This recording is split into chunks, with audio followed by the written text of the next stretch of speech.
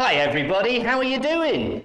It's day 3. Can you believe it? Day 3 of our Epic Explorers Virtual Holiday Bible Club. How are you doing? I hope you've really enjoyed the first 2 days. I hope that you have done all the different things that we've been doing during our time together. And I hope as well that you've actually learned loads. Well, we've got another exciting day today. Today we're at Mysterious Mountains. So where have we been? We've been to Breathtaking Bay on Adventure Island. We've been to Discovery Dens.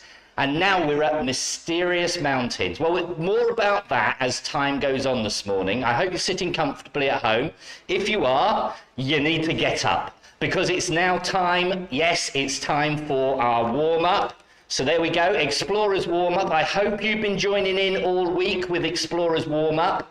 I hope that you've been doing loads of the different exercises. So we're going to start. Make sure that you've got a good firm stance on the floor. Remember, if you're at home with others, make sure that you've got plenty of space between you, that you're not in danger of hurting each other or getting in the way. Make sure you've got that space. So you're ready to go.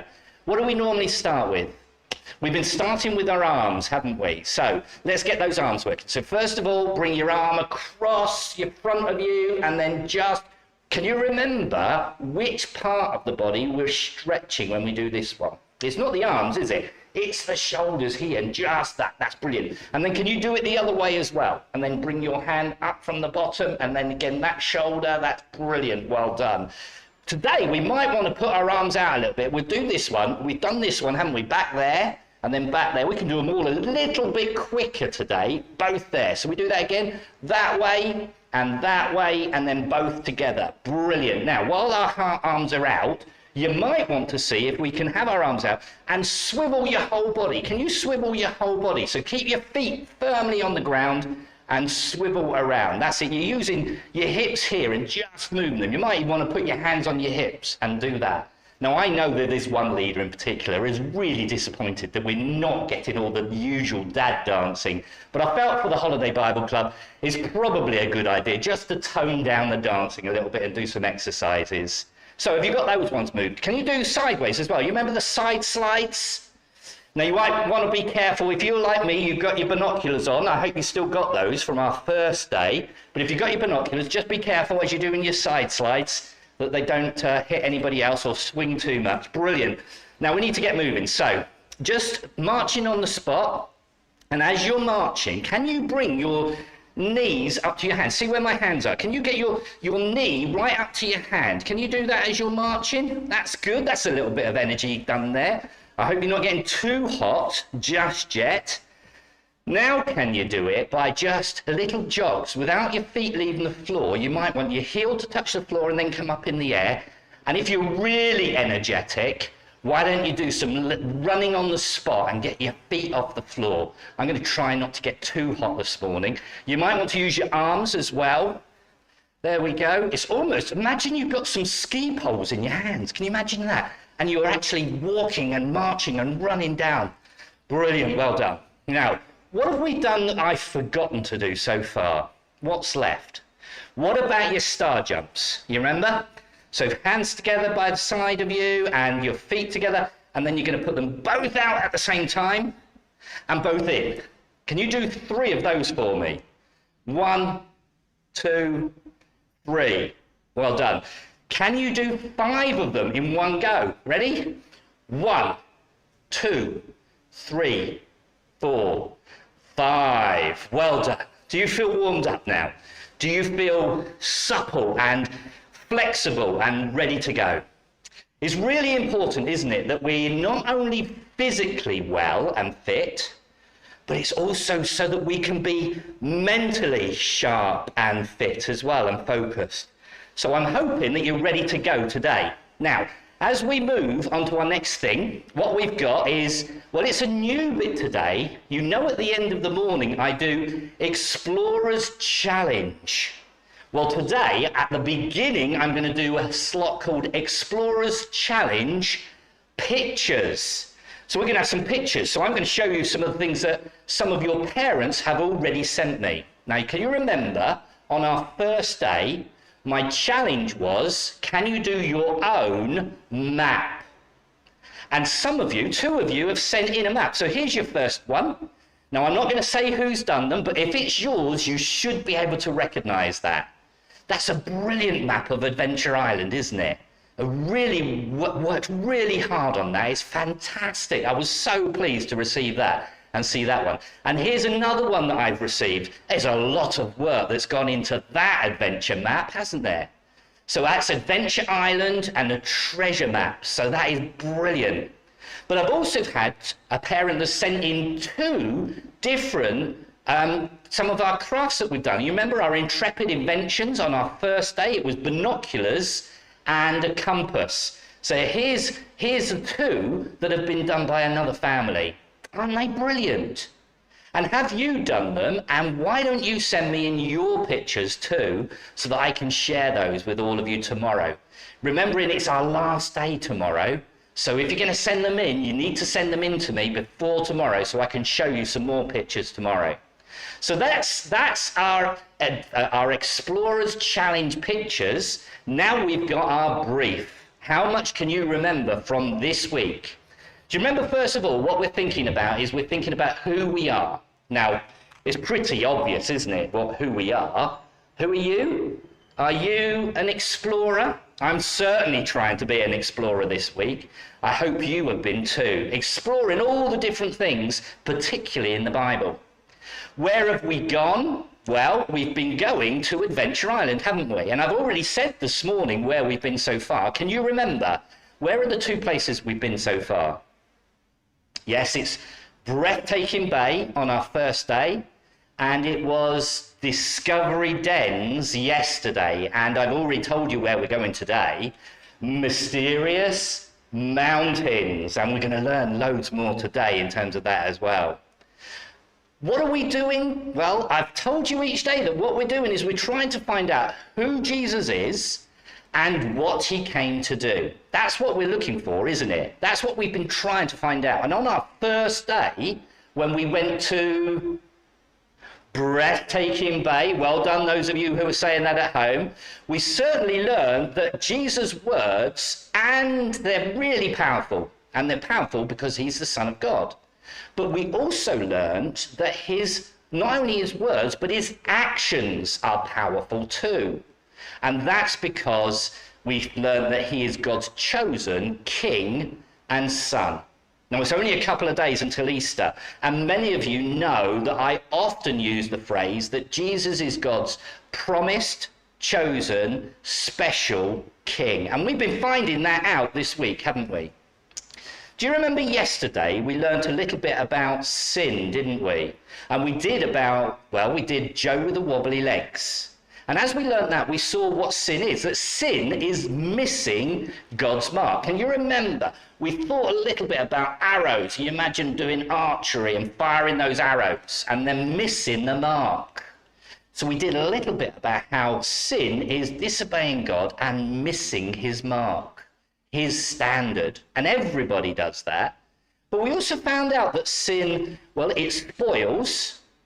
We saw that can you remember the other S? There was 3 S's. It spoils, it separates, that means breaks relationships, particularly with God.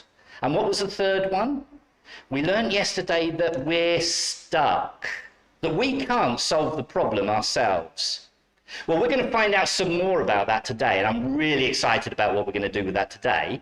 But we're now going to play a game again. Now, we did Map It Out, didn't we? First day, it was Who Am I? And we saw Dora the Explorer, Mr. Incredible, and Jessie the Cowgirl. Well, yesterday, we did a Map It Out, and it was parts of pictures. So on Monday, we found out a little bit about who Jesus is. Yesterday, we said about how a small part of the picture, we need to see the bigger part of the picture. We need to find out more of the picture, and we started to do that yesterday. Today in Map It Out, I've got you to make some decisions. You need to make decisions. We're playing a game of swap or no swap. So I'm going to give you a picture, and you've got to decide at home, am I going to keep that picture and accept that one, or do I want to swap it for the next one? and you'll see whether you'll be able to work out whether your swap was a good swap or a bad swap. So here's your first one. So your first one, you've got an ordinary car. That's an ordinary car. It's quite a nice car. You can get a lot of you in it. Do you want to swap or no swap? Make a quick decision. Whatever you've decided, you can't change your mind when you see the next picture. But if you've decided to stay with that one, then that will be yours. If not, then if you've decided to swap, this is what you get. You ready? It's a sports car. That's a good swap. So those of you that did the swap, that was a good swap to make. Here, Kate, here comes your next one. So you ready? Well, this is a ham salad sandwich. You've got some tomato and some ham and some lettuce. Do you want to keep it or swap it? Now, I've got one of my helpers here that some of you will know him, the Reverend Mike Newman. He doesn't want to keep the ham salad sandwich. He wants to swap. What do you want to do at home? Do you want to swap? Okay, if you're sticking with that, you've got the ham salad sandwich. But if you've decided to swap, you get, and here it comes, it's a chicken salad. No, it's a cheese salad sandwich. Mike's very happy with that swap. Are you happy at home with your swap? Okay, here's your next one. This one's quite topical. It's one of my favorite sports, this. So you've got Ronaldo. Ronaldo. Now, he's a famous footballer, okay? So you've got to decide, do you want to keep him, or for your team, do you want to swap him? Mike doesn't want to keep him. Jan doesn't want to keep him either. Neither of them want to keep him. They're my helpers here. So who are we going to go for? If you're sticking, then you've got him in your team. If you're swapping, this is who you get. Here we go. It's Messi. So yeah, we've got thumbs up with my helpers here. Here's the next one. Oh, I love this one. You ready for this one? Do you want to keep some sprouts? I love sprouts. If only we could have Christmas Day and Christmas dinner every day, that would be fantastic. Do you want to keep your sprouts, or do you want to swap them for something else? What do you want to do at home? If you've decided you want to swap, this is what you get. You get loads of sweets. That's not particularly helpful, is it? That's not going to be very healthy. Okay, here's another one. We've done some good ones so far. Here's this one. Do you want to keep a brick, or do you want to swap a brick? What do you want to do? Now, what could possibly come next? So if you want to stick with your brick, it might be the start of a barbecue in the garden. It might be the start of a new house or a house extension, maybe. You could save it up for later. Those of you that want to swap, here it comes. This is what you're going to swap. If you've decided you want to swap, this is a really good swap. It's a gold bar. Who wants to keep a brick if you've got a choice of getting a gold bar? That's a really good one, isn't it? Okay, we've got one more. Here you go. Here's your last one. And what you've got is you've got a palace. Do you want to stick with the palace, or do you want to swap it? What do you want to do? Stick or swap? Okay, so those of you that have decided to swap, this is what you get instead of the palace. You're going to get a rubbish dump. That's not so good, is it? Some of the swaps were similar, weren't they? So one sandwich or another sandwich, but they were generally the same. Some of the swaps were worse, definitely. That last one, from a palace to a dump, that's not a great swap, is it? Some were much better. A sprout to sweets, although your parents might think that's not a good swap. But definitely a brick for a gold bar was a very, very good swap, wasn't it?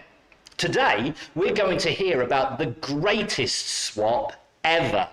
We're going to hear about how Jesus swapped all our badness for all his goodness.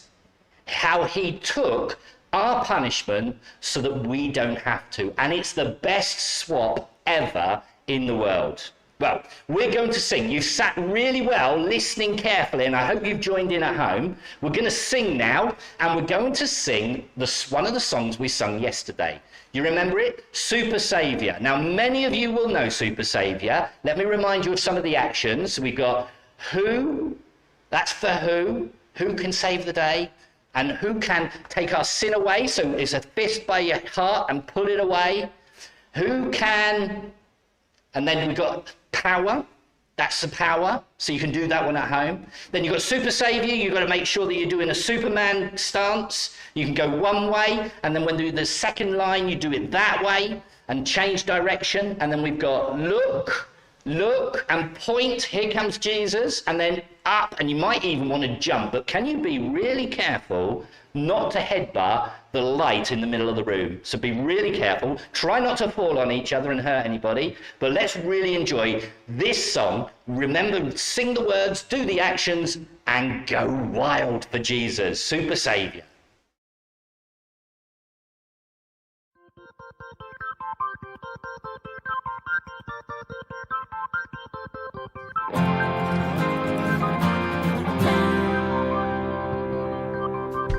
Who can save the day, take our sins away? Who can rescue us with mighty power? Super Savior to the rescue, Super Savior mighty to save. Look, here comes Jesus, up, and out of the grave. Super Savior to the rescue, Super Savior, mighty to save. Look, and here comes Jesus, up, and out of the grave. He's the death crusher, sin smasher. Who's the mighty super savior? Jesus.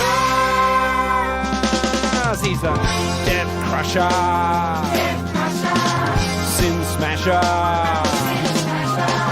Who's the mighty super savior? Jesus! 1, 2, 3, out!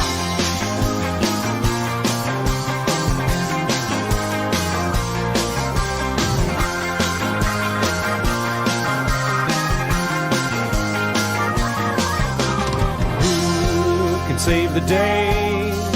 Take our sins away? Who can rescue us with mighty power? Super Savior to the rescue, Super Savior mighty to save. Look, here comes Jesus, up, and out of the grave. Super Savior to the rescue, Super Savior mighty to save. Look, here comes Jesus, up, and out of the grave.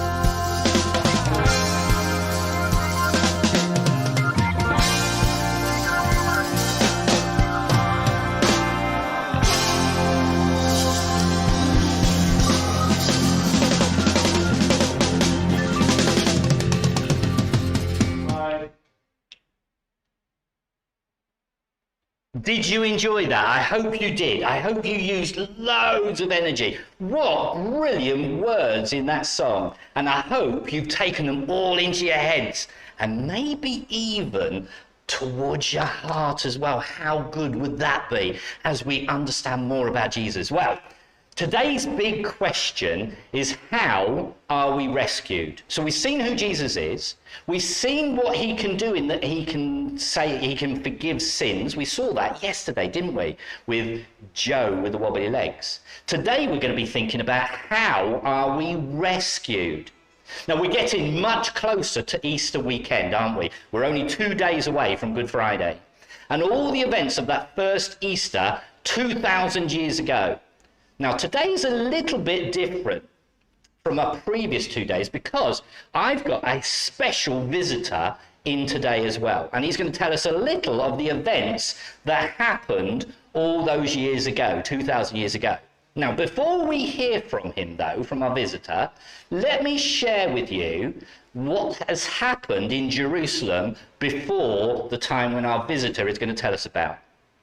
Did you know that when we first pick up our story of that very first Easter, it was Passover time? Have you heard that before? Have you heard about the special time for the Jews, for the Israelites, about Passover?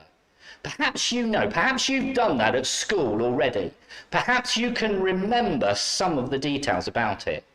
Do you know it's all about the Jewish people, God's chosen people in the Old Testament of the Bible, the big first section of the Bible with 39 different books in it.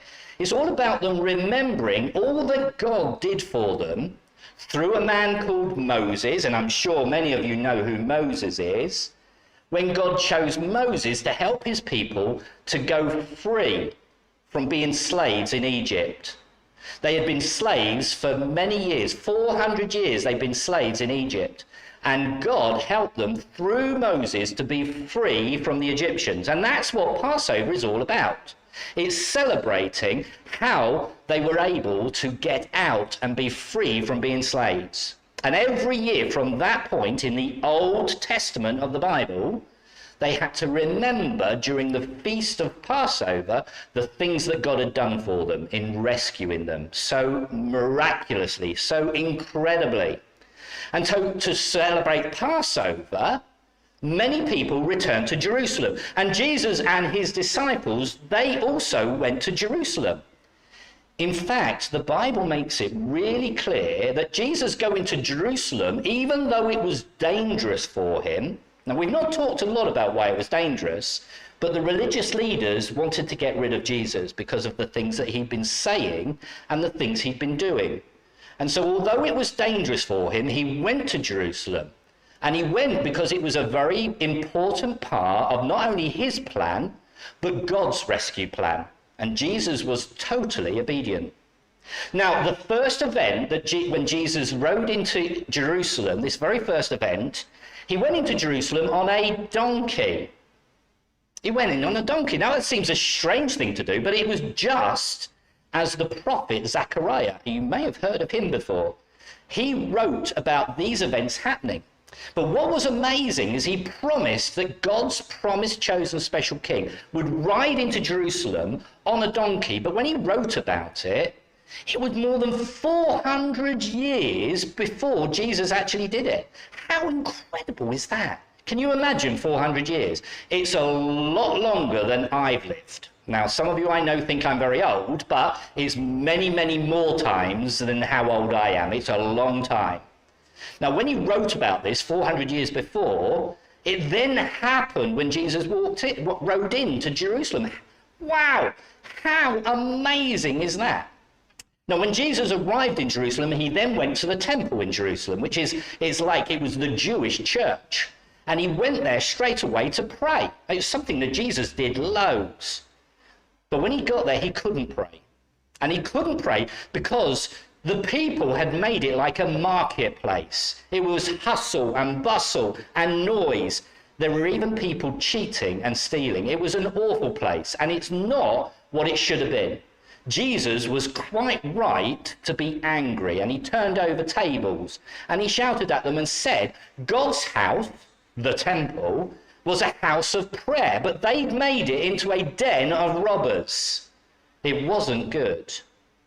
After this had happened, the religious leaders, now we saw some of them at the house in Capernaum, didn't we, yesterday? The religious leaders were very angry with Jesus and they planned to get rid of him. So it was still a dangerous place for him. Even though things were not looking good for Jesus, if you read the Bible, you will clearly see that Jesus wasn't surprised. He was actually expecting some of these things. It was all part of God's rescue plan. Then on the Thursday evening, and that's tomorrow for us if you're watching this live, on the Thursday evening it was time to actually celebrate the Passover, this special Passover meal. And Jesus, his disciples and other followers met together at night time in an upper room in Jerusalem. And they celebrated the Passover. And Jesus, as their leader and teacher, took them through the meal. Now, as Jesus spoke the very, very familiar words of the Passover, he knew them better than anyone, he changed them. That was strange. Those who were there were really surprised. You could imagine hearing the disciples saying, "What? What's he saying? Jesus should know this. He's got the words wrong," because he knew them better than anybody, but he changed them. They thought he'd got them wrong, but actually Jesus was changing the old Passover for something brand new. He said, "This is my body broken for you," as he took the bread and broke it. That's a bit strange. That's not the words. Then he said, and he took the cup of wine to remember the things from the Passover, that very first one with Moses, and he said, "This is my blood shed for you for the forgiveness of sins." Jesus, you got it wrong. That's not right. That's not what the words are. You see, the disciples didn't understand, but they would shortly. It would be terrible, but it would all make sense soon. Now, after the Passover meal, Jesus led his disciples to the Garden of Gethsemane to pray. And Jesus went there and prayed. And he prayed for strength to do what God wanted him to do. After they had prayed, a company of soldiers from the temple came to arrest Jesus. And even one of his own followers, Judas, one of his 12 followers who had been with him for 3 years, betrayed Jesus with a kiss, which is normally a greeting of somebody who's a friend. It was so that he could show the guards which one they needed to arrest. Betrayed means to let down. He gave him up to the authorities, to the religious leaders. Now, a lot of events happened after that, and our special guest is going to tell us what happened next. So I'll let him introduce himself to you and tell you what he saw and observed. I'm a soldier in charge of nearly 100 men, I'll have you know. And boy, I've seen a lot. The toughest place Caesar sent me was Jerusalem. Not an easy job, believe me. I mean, there was this one week which started off on a real high. Tons of people turned out on the streets to cheer on a guy called Jesus. He had been travelling around for a few years showing incredible power, forgiving people and teaching about God. It seemed everyone loved him, and yet, before the week was up, we were putting him to death on the Friday. Crazy. We were brought in after the Jewish leaders had arrested Jesus during the night. They didn't like the things Jesus was saying and doing, or the fact that he was so powerful and popular.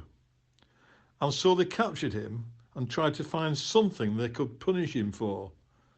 But do you know what? They couldn't, because he'd never done anything wrong. However, when Jesus said he was God's chosen king and son, the Jewish leaders decided he was lying and could be punished for that. And so they started to beat him and laugh at him.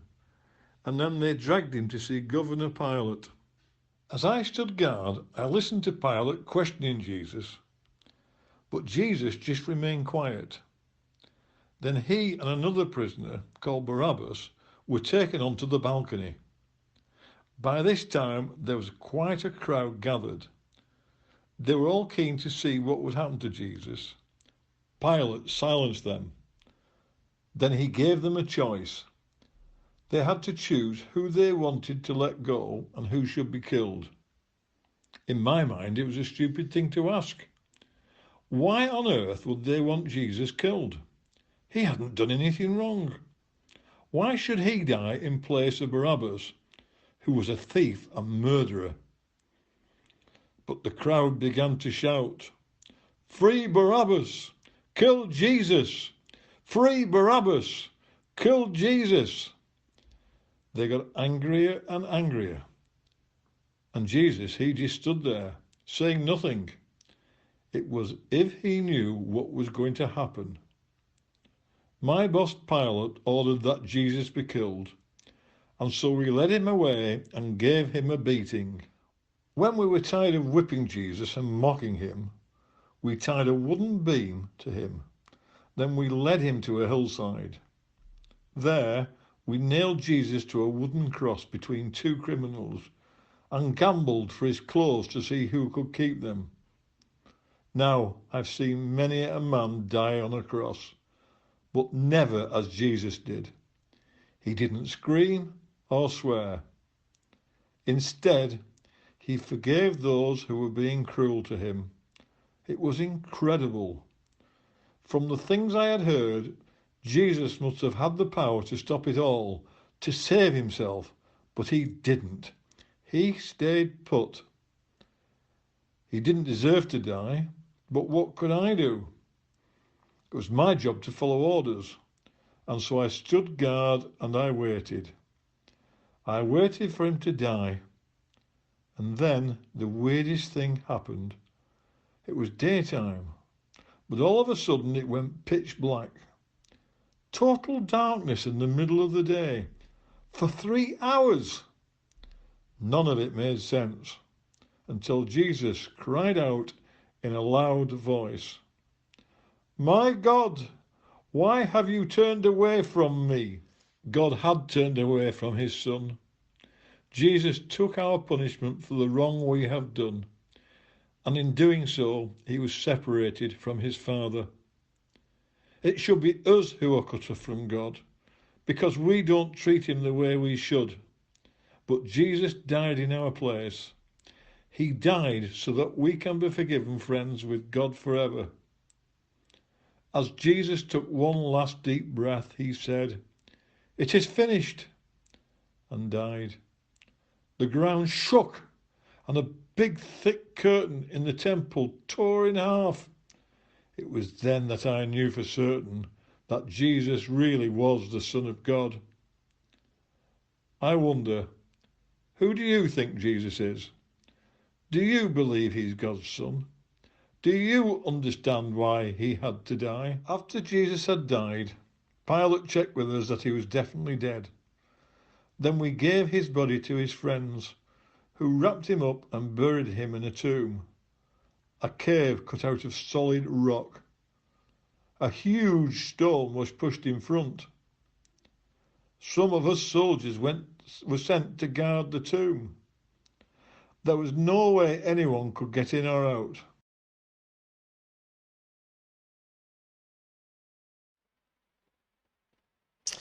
Wow.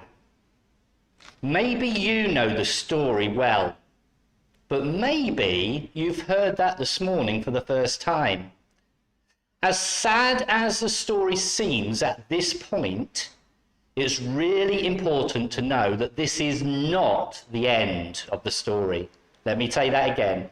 It's really important for us to know that this is not the end of the story. There is more to come, and we'll hear about that tomorrow. Jesus knew that he was going to die. It wasn't an accident.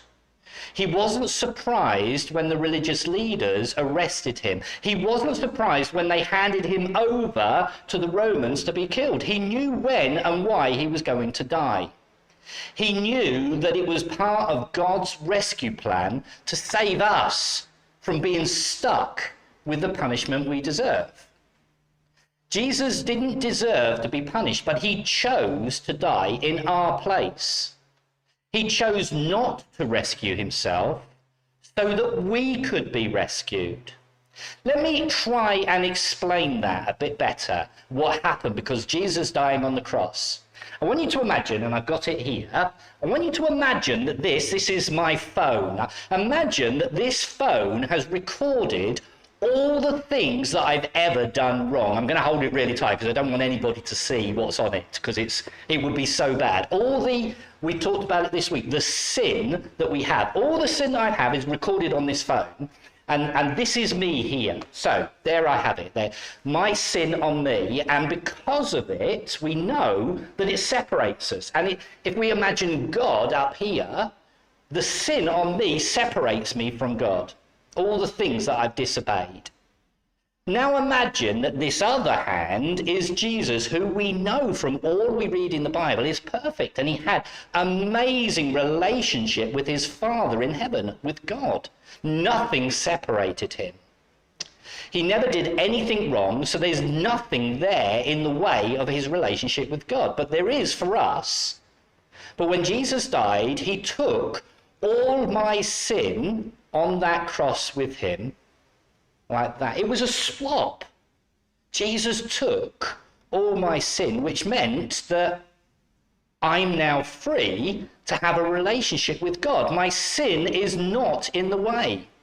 all of God's anger at sin, because it's such a horrible thing, that disobedience of him, was poured onto Jesus, his son, instead of on me. And that's why Jesus cried out, God, why have you turned away from me?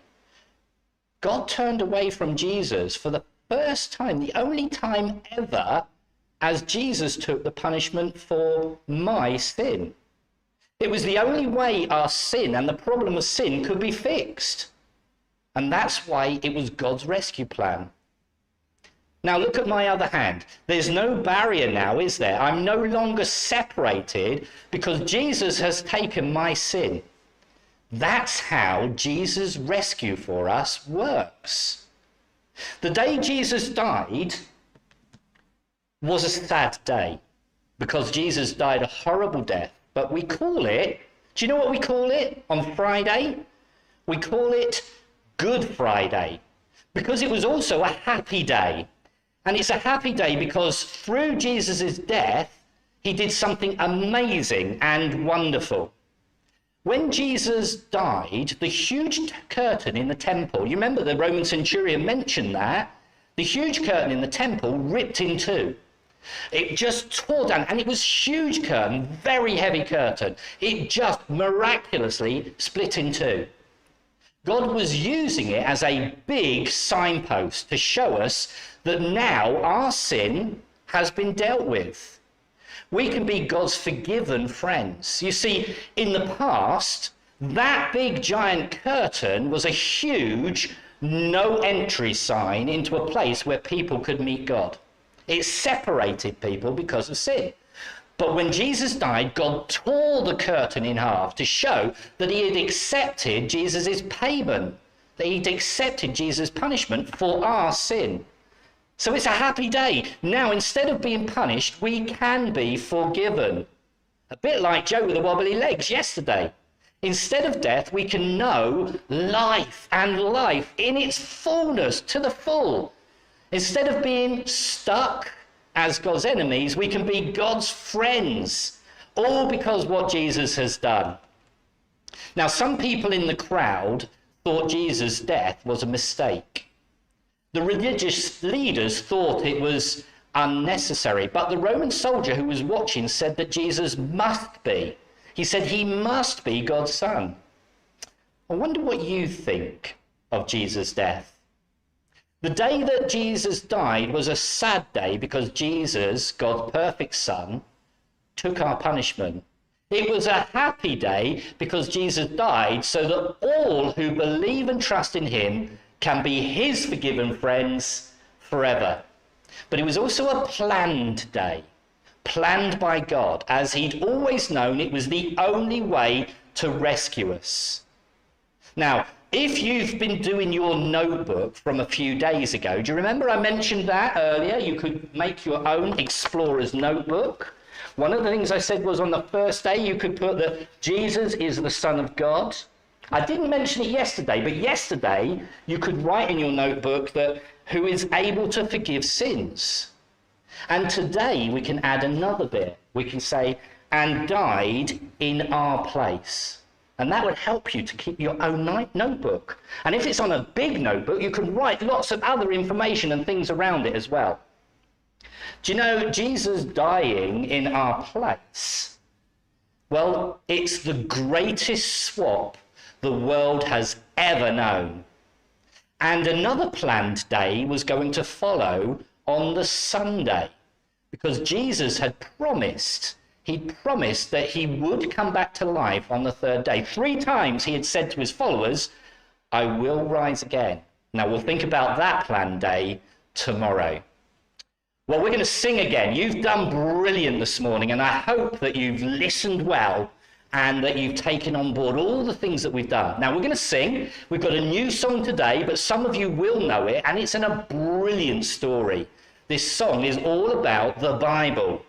And it tells us that all the Bible stories lead to Jesus. All the Bible stories lead to Jesus because he is the King, God's chosen King and Son. So enjoy this. You've got You can make a crown on your head if you want to do some actions whenever the word king is mentioned. You might want to point like that for all the Bible stories lead to him, and you might want to make some of your own actions up as well. The words will come up, and this is big Bible story. Enjoy this one. 2, 1, 2, 3.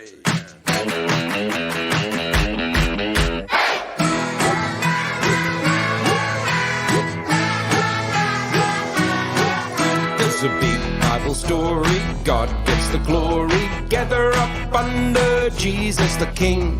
He is amazing, serving and saving. All the Bible stories lead to him. Hey-oh, hey-oh, hey. God gets the glory, Jesus the King. Go, hey-oh, hey-oh, hey. All the Bible stories lead to him.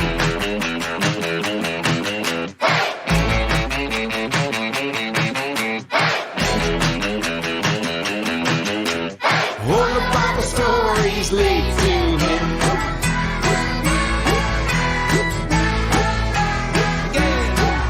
There's a big Bible story, God gets the glory. Gather up under Jesus the King. He is amazing, serving and saving. All the Bible stories lead to him. Go, hey-oh, hey-oh, hey. God gets the glory, Jesus the King. Go, hey-oh, hey-oh, hey. All the Bible stories lead to him. Hey-oh, hey-oh, hey. God gets the glory, Jesus the King. Go, hey-oh, hey-oh, hey. All the Bible stories lead to him.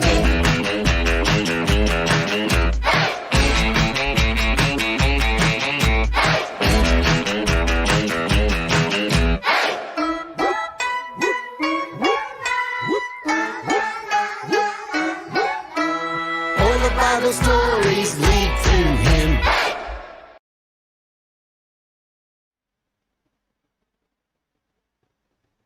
Morning everyone, I hope you're having fun today. I'm here again to do some craft with you, and it's a very simple one today. All you are actually going to need is one sheet of paper.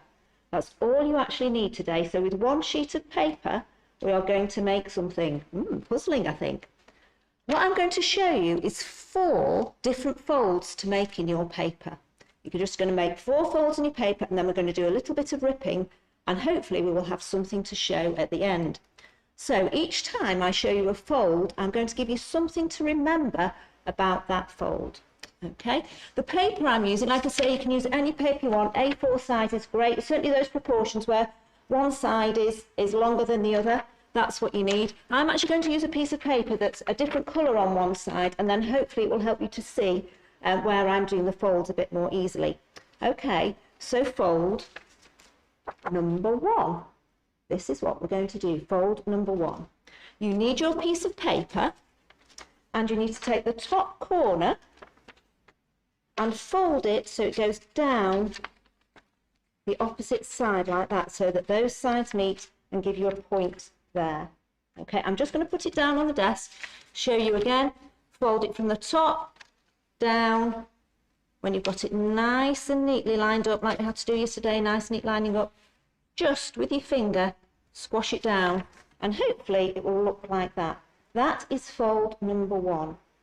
Now with the number 1, you need to remember that there is just one person who's lived a perfect life in the whole history of time.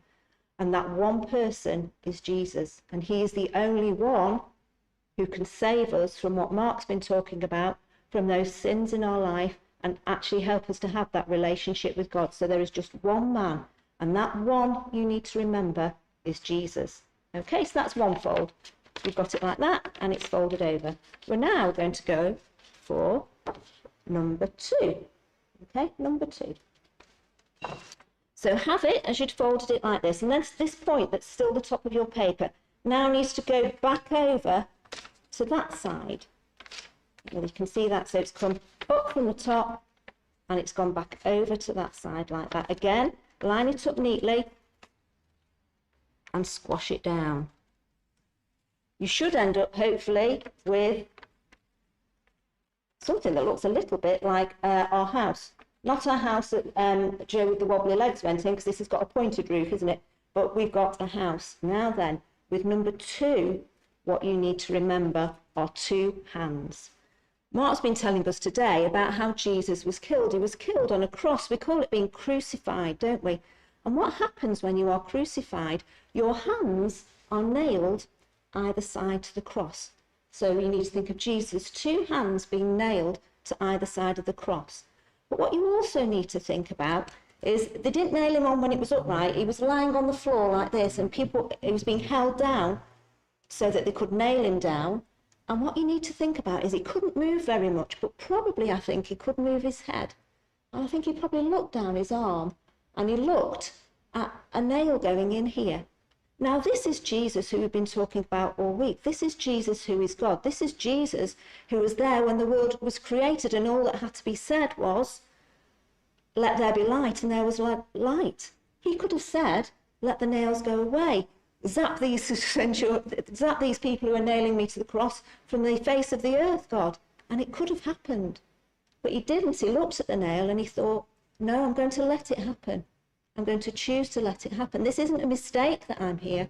I'm supposed to be here, and I'm going to let it happen. Now, if you don't quite believe me, he then looked the other way and said, no, really, I'm right. I'm going to let it happen. I can choose not to, but I choose to. I'm going to let this happen. So that's what you need to think about with your second fold. So that's our 2 folds. So now we have got number 3. Okay? So we have got our house, and this bit's very easy. You just need to fold this bit here, try and do it on this bit here up to the level here where it comes across. So imagine there's a line across there, and you're just going to fold that up like that, and again swidge it across. Really, I wonder if you can think about what might be 3. Well, actually, that's how long that Jesus spent in the tomb, wasn't it? This horrible death, this crucifixion, it killed him. It was supposed to kill him, and it succeeded in killing him. And he was put in a tomb. They didn't bury people like we do in the ground, or cremate people like sometimes we do, but they put people in little caves with a huge stone rolled over. And that's where Jesus' body went. When he was dead, it went in the tomb, and he was there for 3 days. So that's our 3rd fold. Okay, so I'm sure you know what's coming up now. Fold number 4. Fold number 4. Okay, now you don't need to draw this. I'm just going to draw it on to show you. I've got my piece of paper like this, and I'm going to draw the line where I'm going to show you to fold, just to make it easier. Now then, I know if you are certainly in Key Stage 2 at school, you'll know a name for this line, and we'd call it the line of symmetry, wouldn't we? It's straight down the middle. I've drawn it on. You don't need to draw it. I've just drawn it so it's obvious to you where I'm going to fold. So now I'm going to do my 4th fold.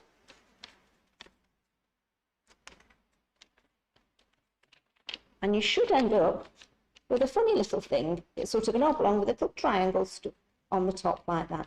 And that is number 4. Okay, so I said 4. I wonder if you can think about what 4 might be. Was it 4 days in the tomb? Only 2 hands? What could 4 be? Well, you might see here in 4, when I've spelt it, I've put the U in red, because do you know what I'm going to do? I'm going to move that U. My U is now going to come from before the R to the after the R. And you need to remember with your 4th fold that it was for you.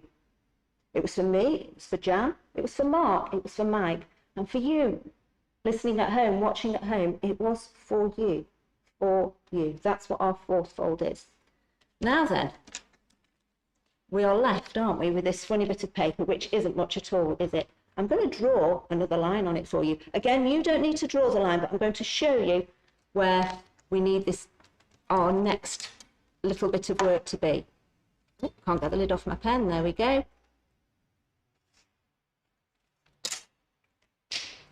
So now I've drawn a line. Can you see? It's where the triangle meets the rectangle, and I've just gone straight down. Okay, straight down. Now this bit can be a bit tricky. What we're going to do is we're going to rip down that red line. Okay, we're going to rip down that line. Like I say, you can just use an imaginary line, but we're going to rip down it. You might need some scissors to get you started off, but you might just about be okay in starting to rip it. Let me see if I'm strong enough this morning to do it. Oh, there we go. And I'm just going to rip down my line. There you go, ripping all the way down till I've got 2 pieces of paper. It's looking like a bit of a funny craft this morning, isn't it? We've got 2 pieces of paper, one that looks, I don't know, what does it look like? A train perhaps, and one that's just lots of bits of paper. Now then, this lots of bits of paper, if we wanted to, we could say that this was the sin that Mark was talking about. The things that are wrong in our life, that thing, that barrier that blocks us from God. That's what this could be. And do you know what we're going to do with it? We're just going to throw it away, because that is not us anymore. That is not us anymore. But this is what we're left with. So if you carefully open out it, careful, because it doesn't quite open in the way you might think, and you don't want to rip it as you open it. But as you open it, you are left with this empty cross. I'm not going to say much more about that because that's all tomorrow. But for now, there's your empty cross. That's your 4 things. Remember, 1, only Jesus. 2, those nails. 3 days dead in the tomb. And 4, it was for you. Okay? Have a go at doing these. What you can do is look at the video later. Look at it again on YouTube so you get this perfect. I've started, every time I find a piece of paper, making crosses out of it. I can't stop myself now. Yours, probably, if you've just done it with a piece of white paper, will look like this. It's fine. You can put stickers on, you can decorate it yourself. I've made one out of wrapping paper. I like that one. I've made an incy-wincy tiny one. I like that one too. And then I've done some with different coloured papers that had flowers on. This one, this is quite nice if you can get your sunburst to be in the middle of your cross. And then finally, this is one. Get this the right way up. I did this with a big piece of newspaper. You can make crosses all over the place. And I've got a little challenge. I know Mark has been giving you challenges, but my challenge is that you learn how to do this, and that sometime over the Easter weekend, you show a member of your family how good you are at folding paper and making a cross, but you tell them the story as you go along of what the 1 fold is for. Jesus, the two folds for the nails, 3 folds for the day in the tombs, and 4 folds that it was for you. Okay, so that's all for today. We'll do much more about this empty cross tomorrow, I think. But see you then. Bye. It's back to me again. Did you enjoy that? That was brilliant. I was just watching with my binoculars so I could see all that Jan was doing and watching really carefully. Can you remember 4 folds? 4 things to remember. Isn't it wonderful that our craft today is a cross that you can decorate and put up and remember the things that Jesus has done. It was a planned rescue, wasn't it? It wasn't by mistake. One person that can save us, that is perfect, that has never done anything wrong, that's Jesus. Do you know in the Bible, the word we use is he was righteous. He was right with God because he'd never done anything wrong. 2, do you remember? You can make the shape yourself. It was the cross and the fact that Jesus has died, chose to die for us. 3, how many days he was in the tomb. That was also a planned day, and we'll find out more about that tomorrow. And 4, perhaps one of the most important things, that he did it for you. He did it for me. I hope you remember that, and I hope you really enjoy it. Well, it's up on the screen, isn't it? Wise Words with Sheila. Now remember, we've been seeing and hearing from Sheila all week. The Bible is full of so many fantastic things to teach us that we not only have it in our heads, but that it might go into our hearts as well. And these are big words that end in... I can't hear you. You're going to have to be a little bit louder than that. They're big words that end in... Oh, I think I can vaguely, just in the distance, hear you shouting out. That end in shouldn't. Now, don't forget your English spelling health warning. The words that you see spelt on the screen it's a wrong spelling, so don't worry. And so far, we have learned 4 words. Now, I can remember them today, and some of you will be shouting that. It's probably because you've got it written down, Mark, and yes, I have. There are 4 words. We've got the word revelation. We've got the word substitution. I don't know how I forgot that one, because I love football, and substitution happens all the time. The 3rd word It's just particularly to do with today, isn't it? Salvation. And 4, that was a difficult word, propitiation. Can you say that? You've got to put your teeth back in to say propitiation. But can you remember what they mean? Have you told your parents at home what the 4 words mean? Revelation, God showing himself to us, revealing himself to us. 2, substitution, Jesus taking our place. We've learned that a lot today. 3, salvation, sinners saved from hell. That means we're saved, we're rescued. That's what salvation, being saved. And 4, now that's the more, in fact, it's probably that your parents haven't even heard that word before. Propitiation, and it means God's anger turned away. That meant that Jesus dying on the cross, God forgives us. He turns his anger away from us because of what Jesus has done. Well, I hope you really enjoy Sheila. So let me hand over to her for the 2 new words today. G'day, kids. How you going, mate? Welcome back to Wise Words with Sheila, my daily explorer's slot to share some wisdom from the Bible with you. It's day 3. We've now got loads of those big words ending in shin. Can you remember them so far? It's not just about remembering the words, but also remembering what they mean. Remember too that these words are fair dinkum, genuine and true. So far we've learnt revelation and substitution on day 1, and salvation and propitiation on day 2. But what do they mean? Maybe you can chat with whoever is with you at home. Choose one of the words and tell them what it means. I'll give you a minute to do that now.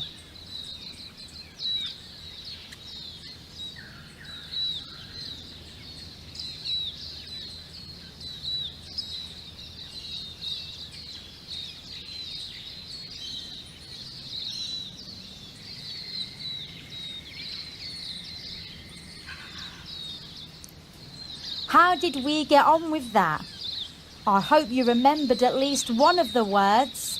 Today we have 2 new big words ending in shin. The first one is justification, and it means just like we'd never sinned. Our final new big word for today is imputation. I bet you've never heard that one before. It means Jesus' righteousness or high rightness with God is mine. So we have 6 big words now. See if you can remember all of them. I think this holiday Bible club is a real beaut. I'll be seeing ya.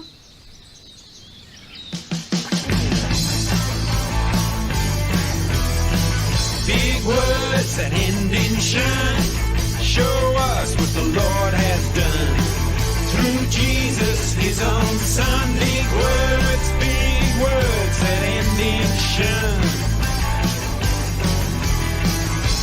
Revelation, God shows himself to us.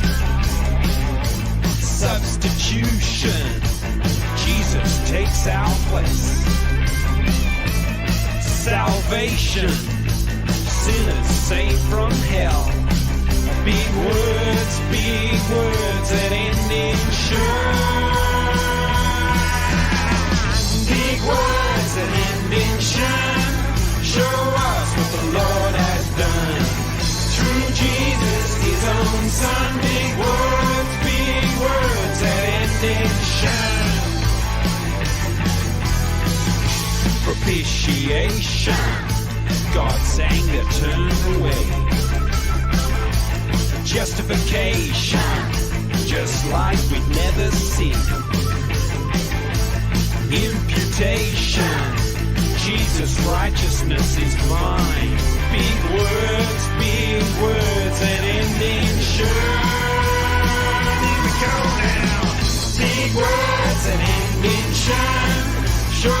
us what the Lord has done. Through Jesus, his own son, big words that end in shine. Words that show us what the Lord has done. Listen to the big words, words that show us what the Lord has done. Listen to the big words, resurrection, raised from death to life, redemption, sinners bought by God, adoption, sinners made God's sons. Big words that end in shine. Big words that end in shine. Show us what the Lord has done. Through Jesus, his own son. Big words that end in shine. Big words, come on now. Big words that end in shine.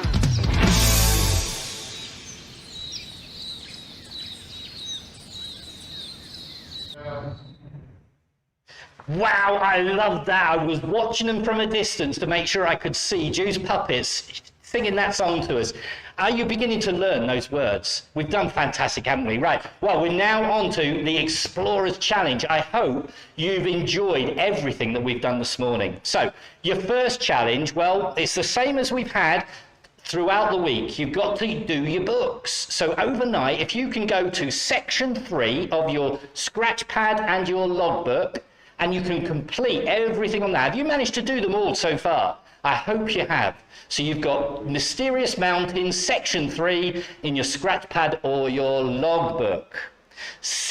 Your second challenge, well, that was yesterday, wasn't it? We did the family trail. Now, there's your picture. Now, 2 of you as families have already had a go at that yesterday, which is brilliant, absolutely fantastic. Now, my apologies, because when I first set the trail up, I did my posters that are in the 11 locations, but I changed the numbers on the map. I'm really sorry. So what I've done is I've sent you another email today with the new map, but a very, very special well done to the 2 families that still managed to do it. All the answers are the same, but actually the numbers on the map and the numbers on the posters didn't agree yesterday. But they're put right now. I've done it. I've worked hard overnight. They're now right. So if you want to do the treasure trail for Easter around Cheadle, it's there and ready for you.